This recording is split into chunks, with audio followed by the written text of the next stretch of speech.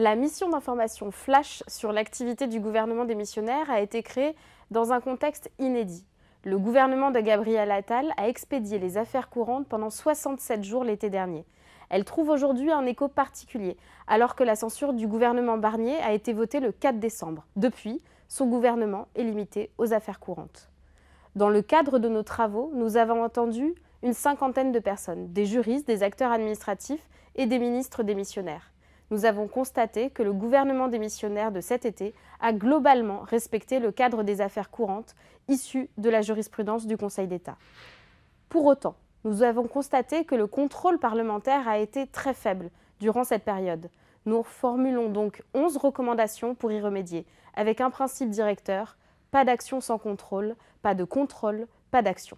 Nos recommandations sont de deux ordres. Tout d'abord, nous formulons des recommandations de bonne pratique.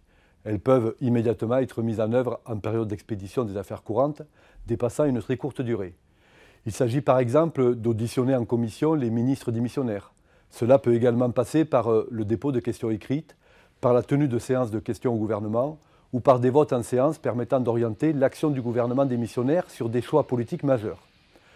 Nous formulons enfin des recommandations d'évolution institutionnelle qui prônent un véritable renforcement du contrôle parlementaire et un renouvellement des rapports entre Parlement et gouvernement en période d'affaires courantes. Ainsi, nous proposons d'inscrire dans la loi un droit d'information du Parlement, comme cela existait durant l'épidémie du Covid-19. La loi pourrait également être modifiée pour permettre à des parlementaires d'initier des recours devant le Conseil d'État contre des actes pris par un gouvernement démissionnaire. Enfin, nous ouvrons la porte à des évolutions constitutionnelles pour formaliser les outils de contrôle du Parlement en période d'affaires courantes et pour encadrer et sécuriser sa fonction législative.